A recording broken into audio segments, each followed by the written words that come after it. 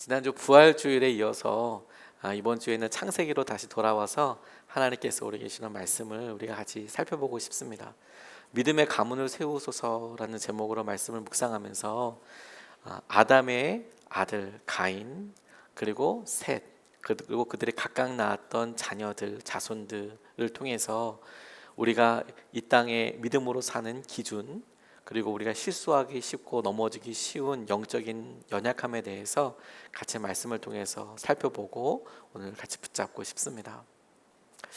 어느 목사님께서 페이스북에다가 글을 남기셨는데 읽으면서 제가 참 너무 공감도 되고 마음이 따뜻했습니다. 이분이 아버지에 대해서 글을 쓰셨는데 아버님께서 돌아가셨어요. 한 1년 2개월 3개월 전에 돌아가셨는데, 아버지 돌아가실 때 오랫동안 이제 병원 생활도 하셨는데 유품을 이렇게 정리하다 보니까 아버지께서 사용하시던 면도기가 이렇게 나오더래요. 그래서 뭐 다른 것들은 다 유품으로 처리하긴 했지만 아버지 돌아가시고 멀쩡한 그런 아버지 유품 중에서 면도기가 있으니까 버리지 않고 이분이 교회에서만 사용해야겠다 이렇게 싶어서 갖고 오셨답니다. 교회에서 얼른 이제 예배 전에 수염이 또 특별하게 많이 난 날이 또 있거든요. 깎고 이럴 때 써야겠다 갖고 왔는데, 집에서도 그리고 오랜 기간 동안 병원에서도 이렇게 늘 쓰시던 거 이렇게 생각이 나더라는 거예요. 그리고 어린 시절에 이분이 아버지 이렇게 수염을 이렇게 만져보는데 까슬까슬하고 그러니까 어렸을 때 그게 재밌었나 보죠. 까끌까끌 만져지던 것도 생각이 나고, 그리고 고슴도치 수염이라고 생각이 들고, 그런데 그 수염 깎았던 면도기라고 생각하니까 특별한 의미도 있고, 그런데 그 면도기가 씻어도 그 아빠 냄새가 나더래요. 자기가 병원에서나 이렇게 아버지 볼 때마다 나던 그 아버지 냄새가 이렇게 나더래요. 그래서 아빠의 추억이 좋으면서도 빨리 냄새가 사라졌으면 좋겠다 이런 생각이 들더랍니다. 근데 1년 하고도 서너 달이 지나고 나니까 언제부터인지 모르겠지만 아빠 냄새가 나지 않더래요. 더 이상 아버지 냄새가 나지 않더래요.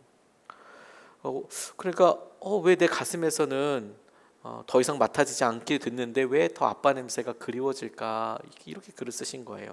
이분이 어려운 시절 살아가며 오랜만에 둘째 누이랑 이런저런 이야기하며 한참을 통화하고 나니 오늘따라 아빠 냄새, 아빠 목소리가 더욱 그립습니다. 이렇게 글을 짤막하게 남겨두셨더라고요.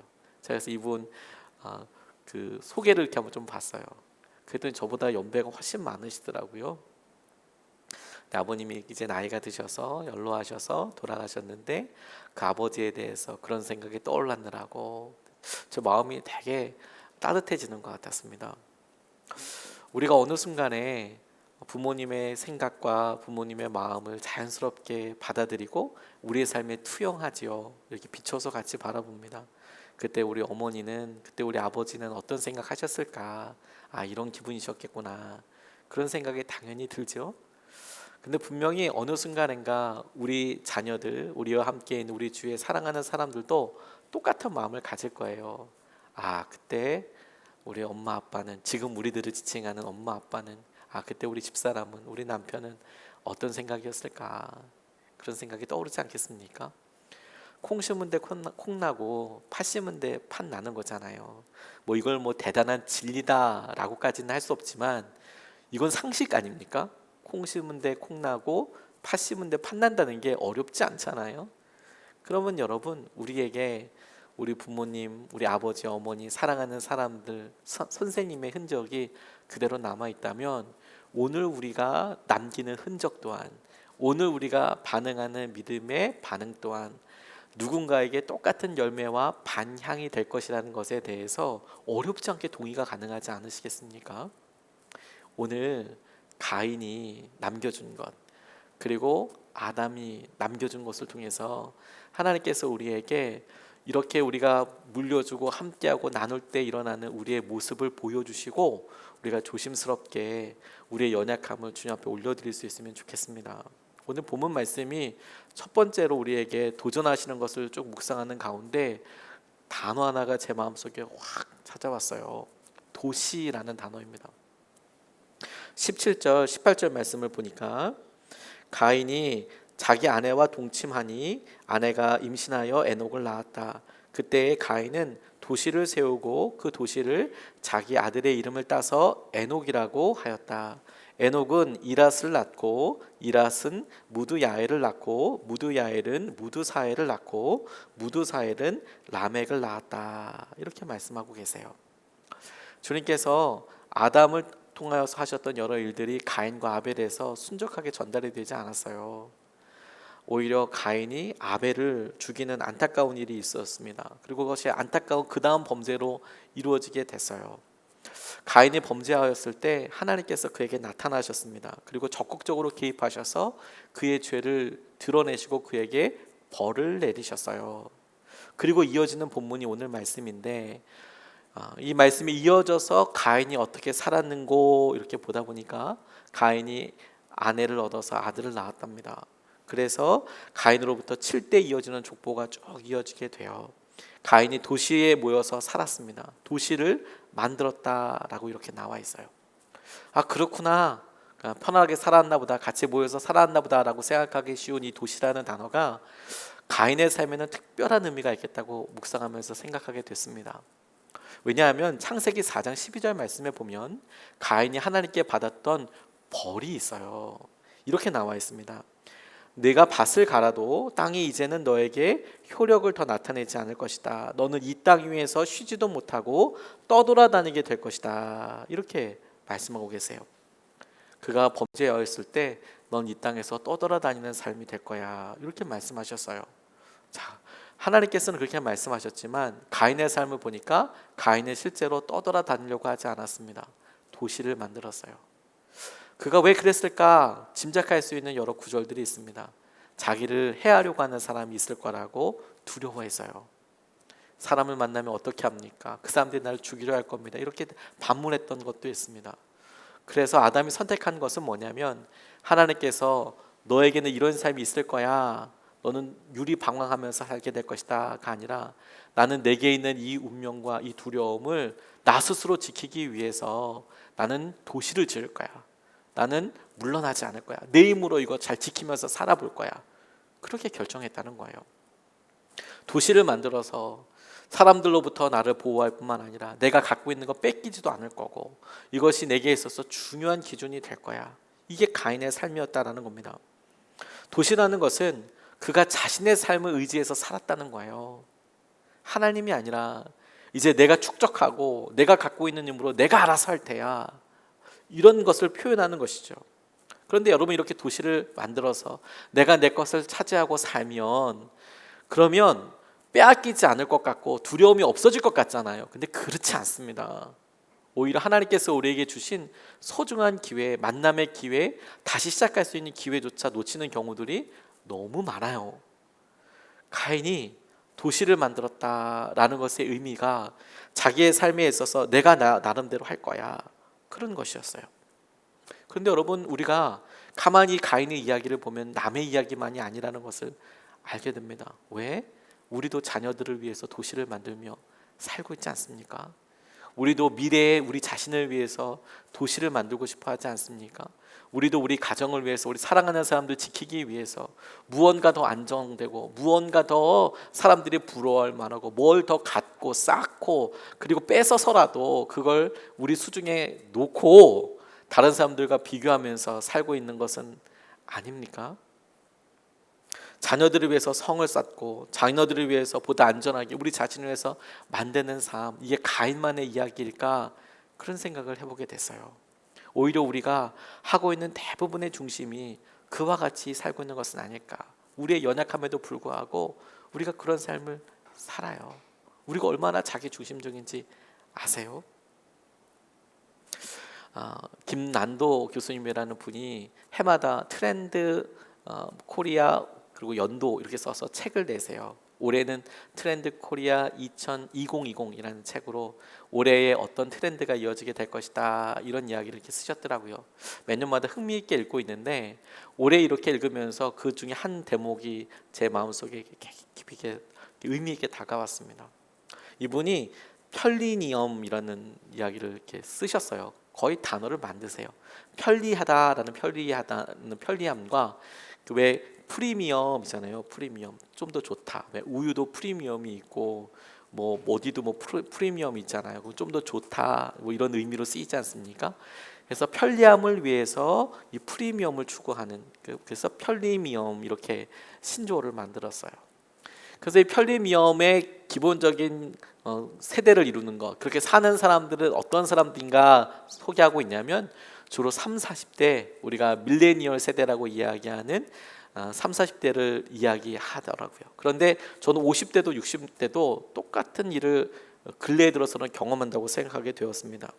주로 3, 40대 젊은 부모, 특히 주부들, 1인 가구, 젊은 소비자들이 이 편리미엄 서비스를 이용하는데, 그런데 이들은 밀레니얼 세대로 그만의 특성을 기인해서 선호를 갖는다는 것, 어떤 특정한 것을 선호하는, 예를 들어서 일하는 시간을 제외하고 이 사람들은 가용할 수 있는 대부분의 시간이 부족하다고 느끼는 시간 빈곤에 시달리고 있다라는 거예요. 시간 빈곤. 저 이 말이 참 되게 마음에 와서 콕 찔렸어요. 그러니까 자기가 일하는 시간 말고 가용할 수 있는 저녁 시간에 이럴 때도 휴식 시간이라든지 뭘 만나야 된다든지 사람을 해야 된다든지 이런데 너무 시간이 부족한 거예요. 빈곤한 거예요. 돈 없는 것보다 시간 없는 게 더 무서운 거예요. 그래서 어떻게 해야 될지를 모르는 거죠. 이 시간 빈곤 비율이 가장 높은 연령대는 30대랍니다. 미혼에 비해서 기혼이 더 높대요. 결혼한 사람들이 더 바쁘대요. 그리고 배우자가 있는 경우에 시간 빈곤 비율이 2배 정도 더 올라간답니다. 남편 챙겨야 될 거, 아내 챙겨야 될 거, 이런 게 많이 있는 거죠. 뿐만 아니라 자녀가 있는 경우, 그 중에서도 특히 미취학, 미성년 자녀가 있을 때 시간 빈곤 비율이 더 높을 수밖에 없대요. 왜? 엄마가 옆에서 있어줘야 되잖아요. 아빠가 뭐 출퇴근할 때 아이들 데려다 주기도 해야 되잖아요. 그러니까 자기 시간이 없는 거예요. 부족한 시간을 그래서 효율성으로 대체하고자 하는 욕구가 큰 탓에 이들에게 가사 노동 시간을 줄여주는 이른바 삼신가전, 뭐냐면 식기세척기, 의류건조기, 로봇 청소기, 이런 게 선택이 아니라 필수로 자리 잡았다, 이런 이야기를 이렇게 쓰셨더라고요. 저는 시간 빈곤이란 말이 너무 마음에 와서 닿았고, 저 자신의 연약함을 보는 것 같은 느낌이 들었어요.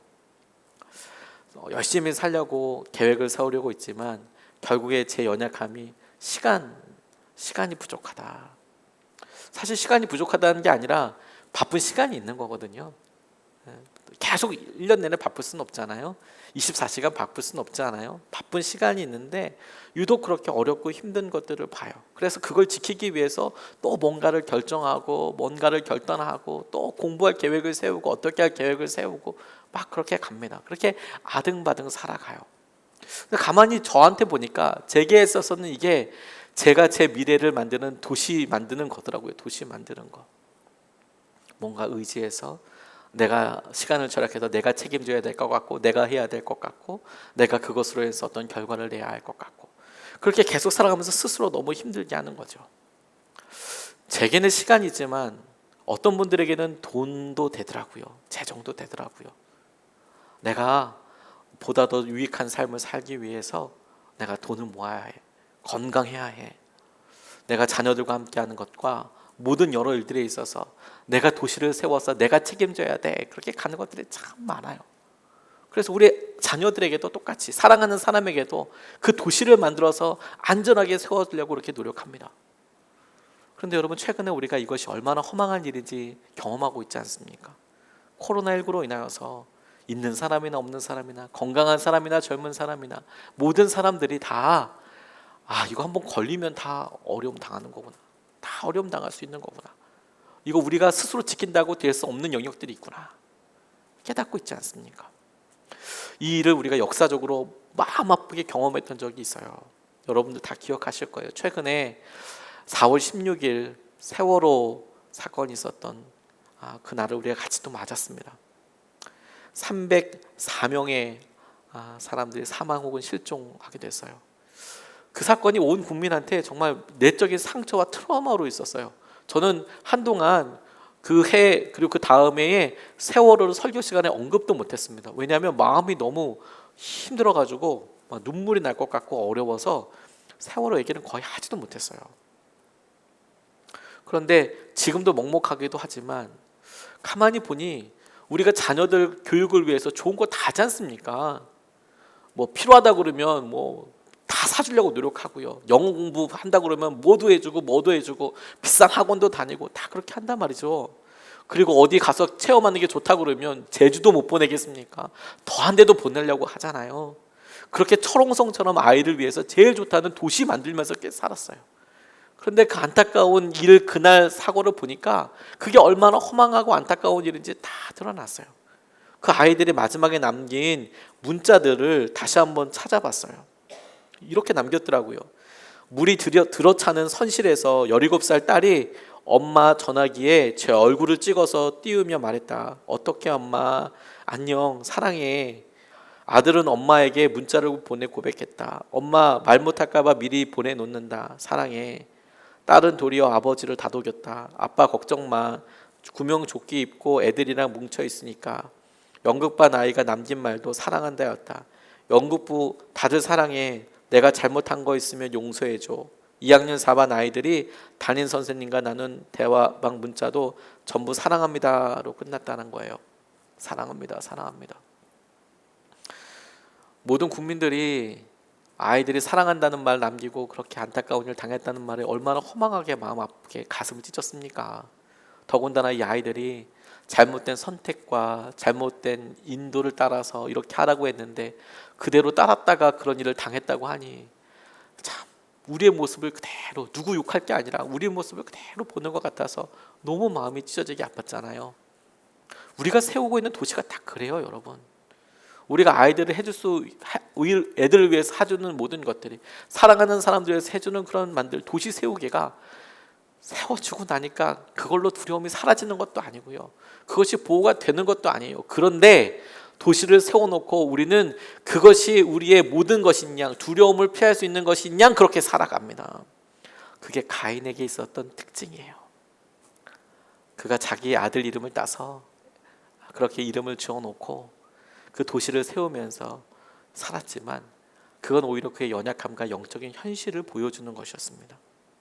그의 영적인 현실이 극단적으로 열매가 되고 결과로 드러나게 되는 경우에 이렇게 나타나게 됩니다. 그냥 도시를 세웠다, 대비하며 살았다라는 게 무슨 의미가 싶지만 그것을 조금 더 따라가 보면 가인에게 있었던 죄가 그 가정, 가문을 통해서 도시를 만들고 자기 것은 내가 책임져 이렇게 살았던 그들이 어떻게 삶의 태도를 갖게 되는가를 나타내는 것이 23절, 24절 말씀입니다.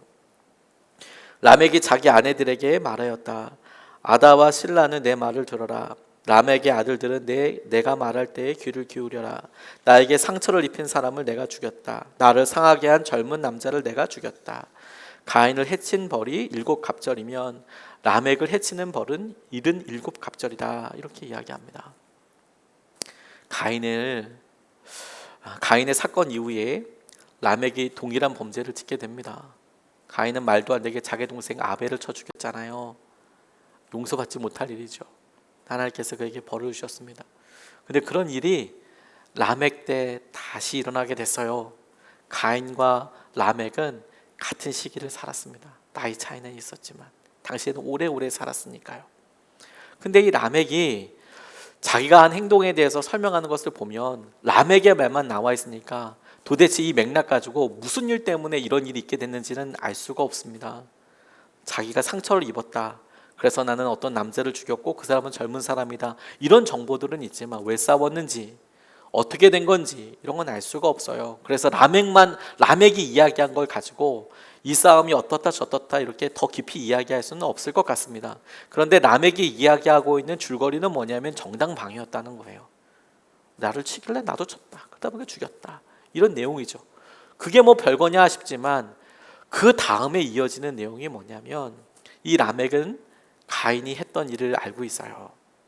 가인이 하나님께로부터 받았던 벌도 알고 있습니다.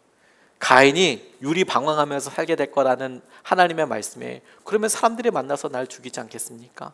하나님께서 그에게 말해요. 너를 죽이는 사람은 7벌이나 7배나 더 7갑절이나 더 많이 벌을 받게 될 거다. 그렇게 하나님께서 이야기해 주셨거든요. 근데 라멕이 자기가 한 행동이 죄다 아니다 어떻다 이것도 자기 스스로 이야기할 뿐만 아니라 나한테 그렇게 해를 가하는 사람은 가인은 7배지만 나는 11배 더, 77배다. 스스로 결정하고 있어요. 스스로 자기가 지은 죄, 자기가 지은 행동에 대해서 스스로 그 형량 혹은 그 범위, 그 능력, 그것에 대해서 결정하고 있어요. 죄의 무서운 결과, 열매의 형태가 무엇이냐면 어느 순간에 자기가 삶의 기준이 되고 자기가 판단을 내리고 그 판단대로 자기를 대화하기 시작한다는 거예요. 다른 사람들도 그렇게 대하기 시작한다는 거예요. 이게 죄의 결과입니다. 이게 영적인 연약함이에요. 어느 순간에 우리가 고아처럼 내가 내 먹을 것 구하고 내가 내 것 책임지고 그렇게 도시 지어서 내가 건강하다 안전하다 싶은 것들을 구비해 놓고 살면 될 것 같은데, 그렇게 살다 보면 어느 순간에 내가 내 것 지키기 위해서 더 독해져도 되고 내가 내 것 더 불리기 위해서 다른 사람은 고통받아도 되고 자연스럽게 나 중심으로 돌아가게 됩니다. 이것이 여러분 연약하고 주관적이기만 우리에게 얼마나 커다란 상처가 되기도 하고 착각과 오해를 가져오는지 몰라요. 우리 중심의 사고가요. 우스갯이지만 인터넷에서 이런 이야기를 보게 됐어요. 착각은 자유라는 내용입니다. 먼저 남자들의 착각이 있어요. 남자들이 대부분 하는 착각이 뭐냐면 자매가 자기를 쳐다보면 자기한테 호감이 있는 줄 안다는 거예요. 그러니까 자매가 날 보면 날 좋아하나? 그러면서 스스로 나 정도면 괜찮다고 생각해서 자기를 싫다고 하면 그냥 한번 튕겨보는 거라고 생각한다는 거예요. 남자들이 진짜 싫어서 그러는 건데, 여자들은 진짜 오 싫은데 근데 튕기네, 이렇게 남자들이 착각한다는 거예요. 여자들의 착각도 있어요. 남자가 먼저 말을 걸면 자기한테 관심 있는 줄 안다는 거예요. 나 좋아하나? 그리고 남자가 자기와 같은 방향으로 걸으면 자기 따라오는 줄 안다는 거예요. 그리고 초딩들의 착각도 있어요. 자기가 서울대 갈 수 있을 줄 안대요. 초딩들이 어렸을 때 난 좋은 대학 갈 거야 이렇게 생각한대요. 또 중고딩들의 착각, 앞사람 등 뒤에 숨어서 잘 때 선생님이 안 보이면 선생님도 자기를 안 보는 줄 안다. 이 중고등 학생들의 착각이에요. 또 모든 세상 엄마들의 착각은 뭐냐면 우리 애는 정말 착한데 친구를 잘못 만나서 삐뚤어진 줄 안다는 거예요. 그 애가 사실 대장인데, 그런데 우리 애는 진짜 착한데 친구를 잘못 만나서 삐뚤어졌다고 이렇게 착각한대요. 근데 여러분, 우리 모두의 착각도 있어요. 우리 모두의 착각. 그게 뭐냐면 이 이야기를 들으면서 자기는 아닌 줄 안다는 거예요. 나는 아니라고 생각한다는 거예요. 실제로는 다 우리가 그런데 자기 중심으로 살아요. 그래서 오해도 하고 쓸데없이 분노도 하고 힘들게 살아가요. 근데 그게 죄라는 것에 기반하고 있다는 거예요. 이런 분노들이, 이런 마음들이. 어느 분이 진급을 하고 나서 참 많이 속상한 일을 경험하셨답니다. 다른 사람들 보면 참 좋은 일인데 이분이 임원으로 진급을 하셨대요. 상무이사로 진급을 하게 되셨답니다. 그런데 2달밖에 안 됐는데 대표이사로부터 리더십 평가서를 이렇게 받게 됐대요. 근데 받고 나서 너무 속상했대요. 그 사장님이 자기에 대해서 이런 글을 써놨는데 그게 너무 속상한 거예요. 너무 속상한 거예요. 이런 글이 있었습니다. 오상무는 자기 확신과 주도성이 너무 강하고 자의식이 너무 커서 부하 직원들의 입장을 잘 살피지 못할 때가 있습니다. 자신의 의견을 너무 내세우지 말고 상대의 이야기를 먼저 충분히 들어볼 필요가 있습니다. 이 문장이 이렇게 딱 있는데, 아니 사장님이 나를 어떻게 알고 나한테 이렇게 이야기할 수 있어? 자기주도적이고 나는 나름대로 같이 일하는 여러 직원들 이야기를 많이 듣고 있는데 어떻게 나한테 이렇게 이야기할 수 있어? 너무 불쾌하고 속상하더래요. 문서로 받았는데. 그래서 거의 1달 동안이나 씩씩거리면서 있었답니다. 이게 말이 돼? 날 어떻게 한다고? 막 이러면서 있는데 차마 대표이사한테 가가지고 왜 그랬냐고 물어볼 수는 없잖아요. 혼자서 기분이 나빠가지고 막 그러고 있다가 어느 주말에 집에서 자기 노트북을 이렇게 정리했답니다. 근데 이게 노트북 정리하다 보니까 자기가 만들어 놓은 문서들이 있는데 그 중에 문서 제목이 자기평가 보고서라는 게 이렇게 있더래요. 그래서 이렇게 클릭해서 봤답니다. 자기가 쓴 글이에요. 근데 그 내용이 뭐냐면 자기가 임원이 되었을 때 대표이사가 사장님이 자신의 리더십에 대해서 스스로가 평가해봐라. 너의 리더십에 대해서 네가 평가해봐라. 한 달 정도 임원이 됐으니까 그래서 보고서 써봐라 이렇게 이야기했던 거예요. 그래서 자기에게 쭉 썼습니다. 자기가 생각했을 때 자기. 그런데 대표이사님께 드렸던 자기 리더십에 대한 스스로의 평가 읽고 나니까 깜짝 놀랐대요. 왜? 그 보고서 내용 중에 자기를 한 달 넘게 너무도 속상하게 했던 그 말들. 저는 자기 확신과 주도성이 너무 강하고 자의식이 너무 커서 부하 직원들의 입장을 잘 살피지 못할 때가 있습니다. 저의 의견을 너무 내세우지 말고 상대의 이야기를 먼저 충분히 들어보려 합니다. 이런 식의 글이 있더라는 거예요. 그러니까 이 대표이사가 저라고 썼던 것들을 오상무는 이렇게 다 바꿔서 준 거예요.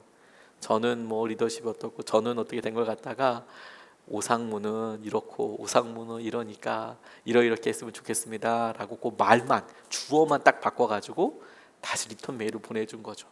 근데 자기는 자기가 썼음에도 불구하고 싹 잊어버리고 어떻게 대표이사가 나한테 이런 식으로 생각할 수 있어. 그래서 너무 속상하고 너무 힘들었다는 거예요. 우리는 다 자기 중심으로 사고하거든요. 그래서 자기 마음의 기준대로 성질내고 화나고 분노합니다. 사실 우리는 우리 스스로를 합리적이다 합당하다고 이야기할 만한 100만 가지 이유가 있어요. 그게 합리적이지 아니어도 여러분 내가 싫으면 싫다고 이야기하는 경우가 거의 대부분이잖아요. 그러니 여러분 우리가 우리 스스로 도시를 만들어 놓고 우리가 우리 일의 판단의 기준에 우리가 서서 어느 순간에 우리 인생의 왕자에 우리가 쓱 들어와서 우리 마음대로 결정하고 우리 마음대로 말하고 우리 마음대로 행동한다는 겁니다. 그게 가인이 범죄하고 그 범죄한 것으로부터 이어졌을 때 라멕에게도 드러나게 되는 완성된 죄의 형태였어요. 가인이 했을 때는 그의 분노, 그의 폭력성, 그의 삶의 방향을 몰랐지만 라멕이 똑같은 죄를 짓고 그가 하는 행동들을 보니까 그 처음에 시작됐던 씨앗이 어떻게 발아해서 어떻게 열매를 맺게 되냐면 왕좌에 자기가 올라가요. 자기가 다 평가하고 자기가 의미를 부여합니다. 그게 우리에게 얼마나 두려운 일인지요. 어느 순간에 우리가 우리의 편의와 우리의 도시를 건설하기 위해서 자녀들, 우리의 삶 그렇게 살고 있지만 우리가 심각하게 질문해 봐야 돼요. 그래서 우리의 삶에 왕좌에 누가 앉아 있냐? 누가 결정권을 가지고 있느냐? 이것과 아주 구분되게 그리고 아주 대조적으로 또 한 가정이 나옵니다. 가인의 아버지이기도 하지만 아담의 가정이 나와요. 아담의 가정에 등장하는 것을 통해서 하나님께서 우리에게 하시는 일들을 보게 될 수도 있어요. 찾아볼 수도 있습니다. 왜? 도시를 만들고 스스로 모여 살았어도 그것이 진정한 안식과 평화를 누릴 수 있는 건 아니거든요. 바벨탑 사건이 그렇고 사람들의 삶이 그랬잖아요. 그런데 은혜 가운데 당연하게 누리던 것이 사라지고 나니까 도시를 세웠던 것과는 전혀 상관없이 대별되게 가인이 아니라 아담과 하와의 가정에는 전혀 다른 일들이 일어나게 되는데 저는 그것을 도시라는 말과 아주 대조되어서 한 단어에 주목하게 됐어요. 25절 26절 말씀에 아담이 자기 아내와 동침하였다. 마침내 그의 아내가 아들을 낳고 말하였다. 하나님이 가인에게 죽은 아벨 대신에 다른 씨를 나에게 허락하셨구나. 그의 아내는 아이의 이름을 셋이라고 하였다. 셋도 아들을 낳고 아이의 이름을 에노스라고 하였다. 그때 비로소 사람들이 주님의 이름을 불러 예배하기 시작하였다. 이렇게 이야기합니다. 도시라는 말, 그 도시의 이름은 에녹이었습니다. 에녹은 가인의 아들의 이름이었어요. 자기 아들 이름을 따서 도시의 이름을 그렇게 쳤습니다. 자기의 불안함, 두려움, 미래의 모든 것들을 자기 아들 이름에 지어서 도시 만들어서 살았어요.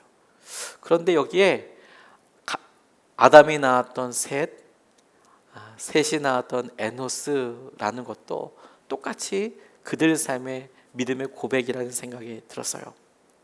아벨을 잃고 가인마저 떠났습니다. 하나님께서 셋이라는 아들 주시고 셋이 에노스라는 이름을 주었을 때 어떻게 보면 가인이 가지고 있었던 족보 그리고 가인이 살았던 도시에 비하면 에덴 동산에서 쫓겨나서 그야말로 바깥에서 어려운 것들을 개간해서 살고 있는 아담 가정은 그리고 셋 가정은 그리고 에노스 가정은 정말 차이 날 만큼 숫자도 차이 나고 사는 것도 분명히 그렇게 차이가 났었을 거예요. 초라해 보이기까지 합니다.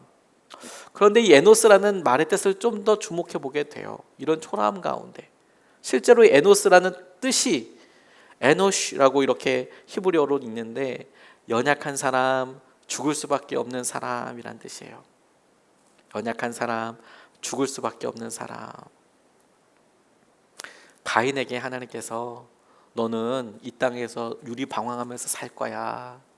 가인이 아니요. 나는 성 지어놓고 도시 지어놓고 나는 내 거 내가 지키면서 살 거예요. 그렇게 살았던 것에 반해서 아담에게 너는 반드시 죽게 될 거다. 너는 흙으로 돌아가게 될 것이다. 라고 하나님께서 이렇게 말씀하셨을 때 그가 아들을 낳고 그리고 그의 손주를 보았을 때 그의 이름이 나는 죽을 수밖에 없는 사람이다. 우리는 그래.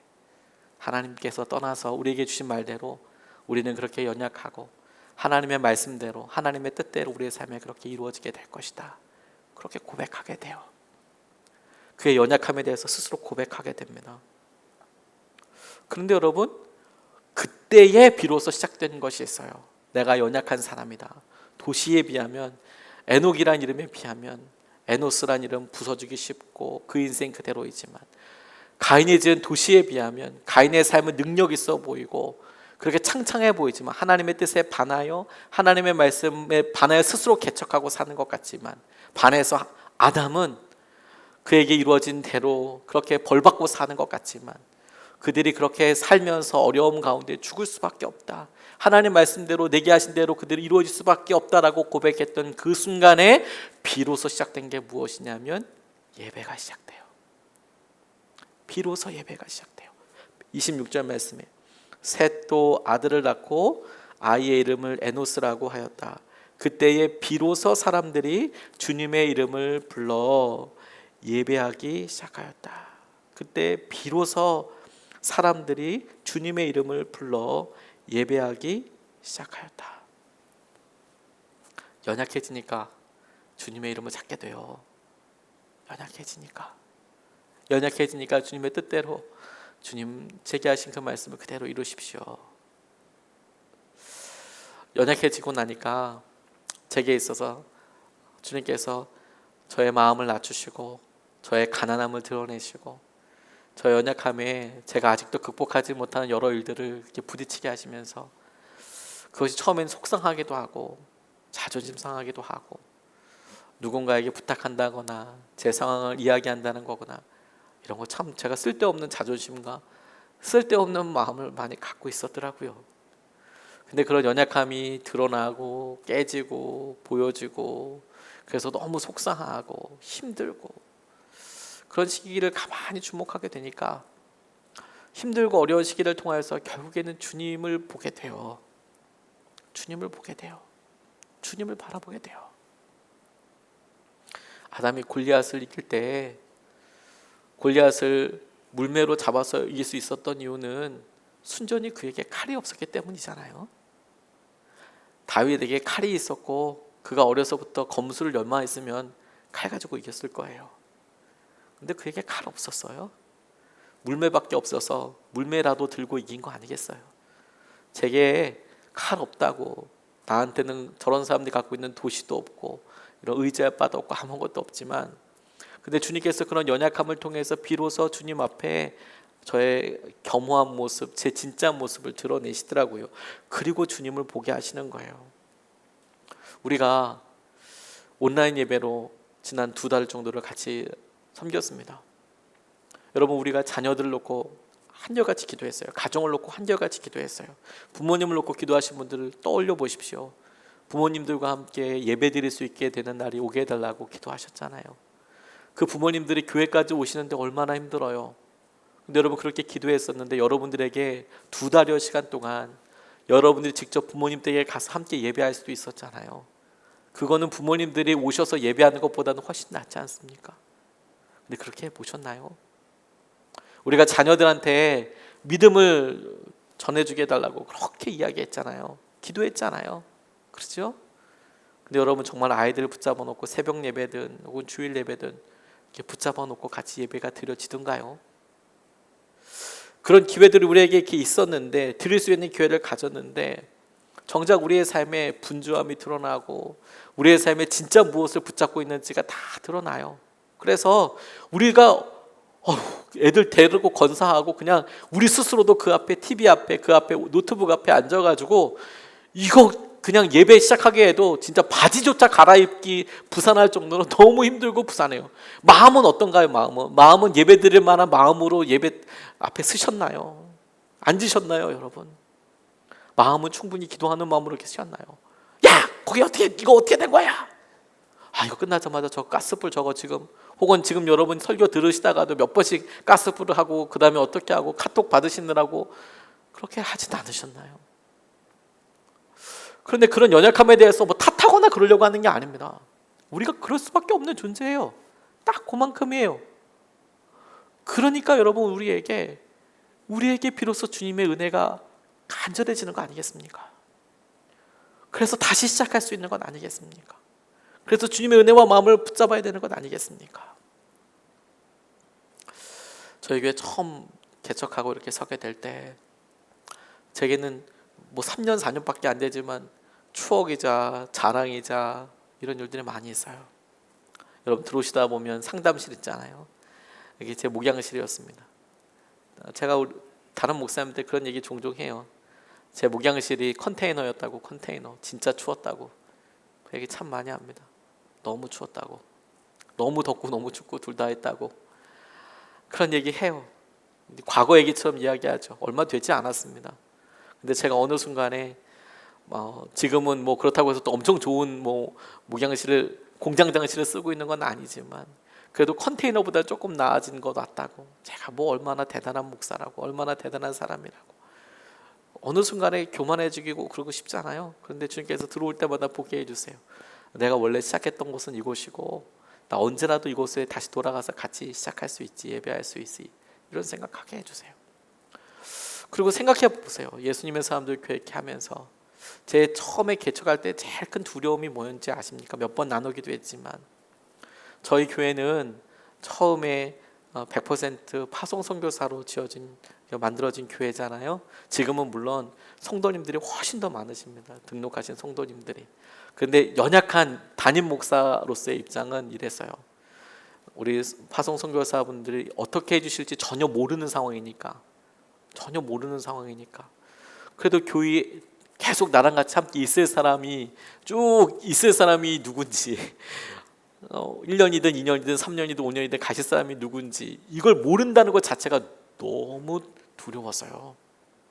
지나놓고 보니까 그거 중요한 게 아니더라고요. 지나놓고 나니까 하나님이 하시는 일이 정말 중요한 거더라고요. 근데 처음에는 그게 되게 두려웠어요. 연약하죠. 그런데 지금 이런 생각을 해요. 그때 제 연약함 중에서 그렇게 하면서 어떻게 결정될지, 재정이 어떻게 들어갈지, 어디 모이게 될지, 그래서 우리가 같이 하나 돼서 회의해서 결정을 할 때 이건 어떻게 결정이 될지 아무것도 예측할 수 없었거든요. 그런데 진짜 믿음 하나로 하나님께서 하시는 대로 그렇게 결정해서 여기까지 왔어요. 근데 어느 순간에 우리가 그렇게 간절하게 주 앞에 메어 달리고 연약하고 믿음을 쓸 수밖에 없는 상황에 대해 믿음을 쓰고 그런 위치와 입장에서 어느 순간에 뭔가 가진 것을 놓치지 않기 위해서 방어하고 이걸 좀 유지하려고 도시를 만들고 있는 거죠. 도시를. 그럴 수도 있겠다는 생각을 하게 됐어요. 이게 뭐라고? 이게 뭐 엄청난 거라고. 저는 저희 자녀들에게, 우리 같은 믿음의 식구들, 우리 모든 예수님의 사람들에게, 앞으로 이곳에 오게 될 사람들에게 다른 것 말고 이거 나누고 싶어요.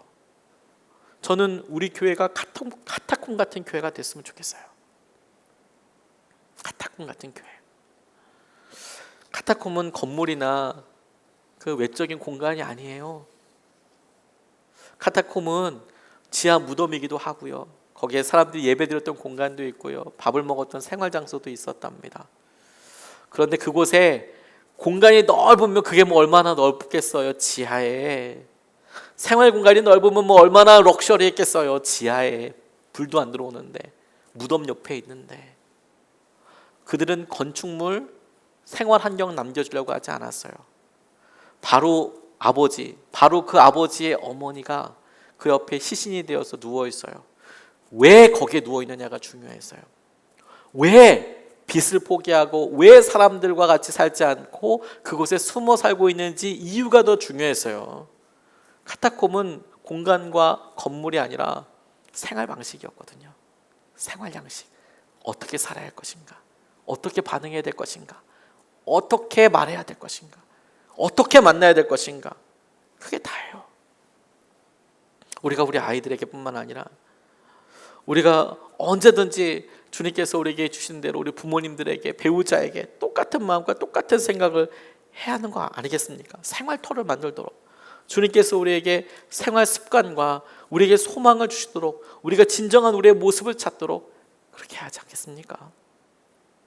이제 우리가 여러분, 주님께서 우리에게 주시는 것대로 무엇을 향해 나아가야 하는지 주님 앞에 솔직히 반응해야 합니다. 우리가 우리 자신을 위한 도시 짓는 데에 혈안이 되어서 거기에 안정과 평안을 추구하고 사는지, 아니면 우리가 에노스입니다. 우리가 연약합니다. 주님, 우리가 주님 앞에서 주님 말씀이 그대로 이루어지는 죄된 사람이고 우리는 이렇게 연약한 사람이어서 주님의 은혜가 꼭 필요합니다 라고 주님의 은혜를 바라보며 살아갈지, 그리고 그것이 믿음으로써 우리 자녀들에게 뿐만 아니라 미래의 우리 자신에게도 똑같은 열매가 될 수 있도록, 오늘 우리가 주님을 의지하고 주님 앞에 은혜를 구하는 이 갈망이 우리 자신에게 뿐만 아니라 우리 부부에게, 우리 가족의 가문에게 놀라운 열매가 될 수 있도록 오늘 우리가 주님 앞에 소중히 고백드리고 같이 주님 앞에 나아가야 되지 않겠습니까? 오늘 우리가 이 말씀을 붙잡고 같이 기도하고 싶습니다. 주님께서 가인과 라멕을 통하여 우리의 믿음의 현주소를 보여주셨다고 저는 믿습니다. 저는 말씀을 읽으면서 제가 많이 들킨 것 같아요. 뭐 대단한 거라고 그렇게 도시를 짓겠다고 이렇게 사나, 뭘 대단한 거라고, 그런 생각에 말씀을 준비하면서 되게 많이 자책이 되더라고요. 뭘 그렇게 어마무시한 걸 한다고, 그거 있으면 뭐 더 좋아지나요? 그렇다고 우리의 수고가 다 말짱 아무것도 아니라고 이야기하고 싶지는 않아요. 열심히 살아야죠. 그래서 우리의 왕자를 점검해 보자고요, 여러분. 우리가 그렇게 간절히 찾고 있는 것들에 세상에서 원하는 기준이 당연히 있을 수도 있잖아요. 필요할 수도 있잖아요. 그걸 다 아니라고 다 무시하고 싶지는 않습니다. 하지만 딱 하나 양보하고 싶진 않아요. 내 자리의 왕자는 누구냐 이거예요. 내 삶의 왕자에는 누가 앉아있냐? 나라면 그 자리는 죽을 자리예요, 여러분. 우리가 우리 삶을 결정하고 있다면 그 자리는 죽을 자리예요. 벌 받을 자리예요. 오히려 우리가 그렇게 연약함을 그렇게 알게 됐다면, 그렇다면 오히려 희망이 있어요. 왜? 그 자리는 우리가 죽을 자리이면서 동시에 주님과 함께 살 자리예요. 은혜의 자리니까. 은혜의 자리니까. 에노스인 우리에게 주님께서 예배를 허락하여 주시고 그 예배를 통해서 주님께서 우리를 만나주시는 자리니까, 오늘 주님 앞에, 주님 우리가 에노스입니다. 우리를 만져주시고 우리의 삶에 주님께서 주신 은혜로 우리를 덮어주시옵소서. 우리의 삶에 주의 놀라운 은혜를 회복시켜 주시옵소서. 오늘 말씀 붙잡고 함께 같이 기도하시겠습니다.